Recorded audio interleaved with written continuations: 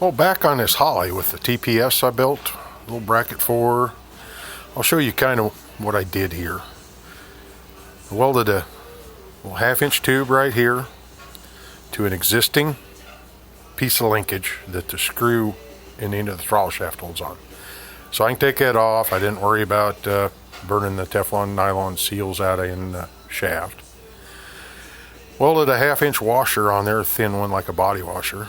Then I welded this roll pin on to activate the TPS lever. Somebody didn't think about this first. I noticed that I had it on the engine, had the computer hooked up, that it wouldn't show full throttle. And I know why now. See, if you watch how far I move this throttle before we get much change on the resistance in that sensor. See, right about there. Okay, that's where zeroed out should be. And I've got the throttle moved that much. So I'm going to do a little redneck re-engineering right here, and I'll show you what I did. Well, here's what I cheated. Took 2 pieces of vacuum hose, one that would slide tight over that roll pin, one piece that would slide tight over the first piece of hose. And to get it adjusted just how it needed to be, I gave this arm a little tweak.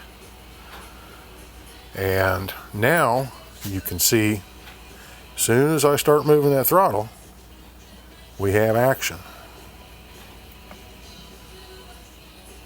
Now it starts out on the computer, thinks it's at about 6% throttle, and that's with the idle screw in, so that throttle is open some. And wide open is 100%. So I think we might have something there.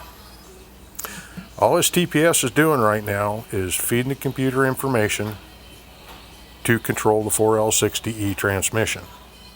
It has to know where the throttle is, among other things. So when we get to driving it, we'll see if this is the answer. But anyhow, have a little adjustment down at these screws to rotate the sender. Got that dialed in. When we get to drive, like I say, we'll see whether it shifts like it should oughta. Hey, like, comment, tell me better ways of doing this hackery. Subscribe if you'd like to see other untested screw-ups like this. Hey, thanks for watching.